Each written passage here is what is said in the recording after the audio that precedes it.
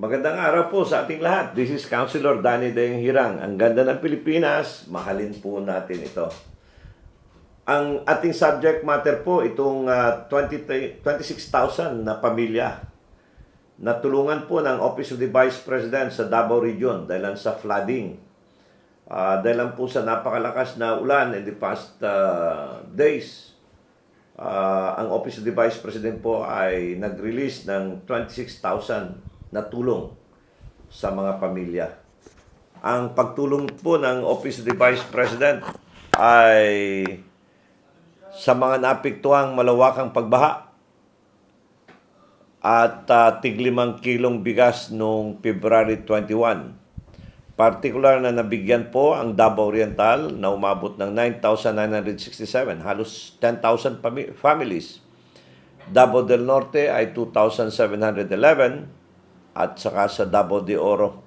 Naipamahagi po ito ng Office of the Vice President ng Davao Satellite Office, including po ang mga food items at non-food items. Atid po ng mga kababayan natin sa Luzon. Ang Office of the Vice President po ni Vice President Sara Duterte ay tapos-pusong nagpapasalamat sa lahat ng mga responders at volunteers na nagtulong-tulong upang umagapay sa mga apektado nating kababayan sa Mindanao. So, yung trabaho po ng Vice President, hindi lang nag-aantay kung kailan papalit sa Presidente. Si Vice President Sara po ay bilang Secretary ng Agriculture ay nagpapakita po ng pagtulong. Pag-iikot, dahil medyo young generation to, kayang-kaya pang pumunta sa iba't ibang lugar, lalong-lalo na sa Department of Education and Culture and Sports. At ito po ay isang pagpapakita ng teamwork. Actually, maganda na yung takbo natin. May mga nasubrahan lang sa politika. Focus lang tayo.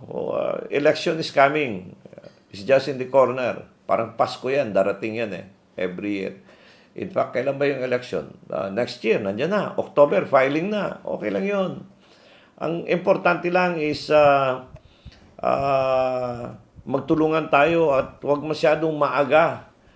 Nagkakanya-kanyang ipipin down yung isa.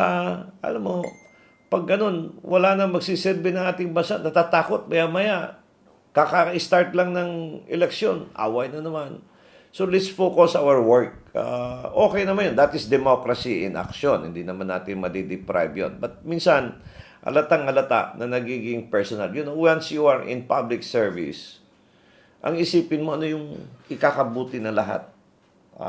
Then, you observe the process. Ganun talaga. You have to pay the price.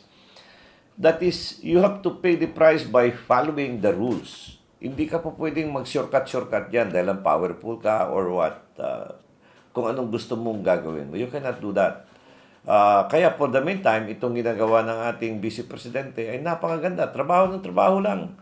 In spite of all the pressure, trabaho ng trabaho lang. So congratulations, Vice President Sara Duterte, the entire team of Office of the Vice President, including po yung mga disaster team. My cousin Ednar Dayang Hirang ng Office of Civil Defense ng Region 11. Congratulations sa walang hinto na pagtulong, the Department of Social Welfare and Development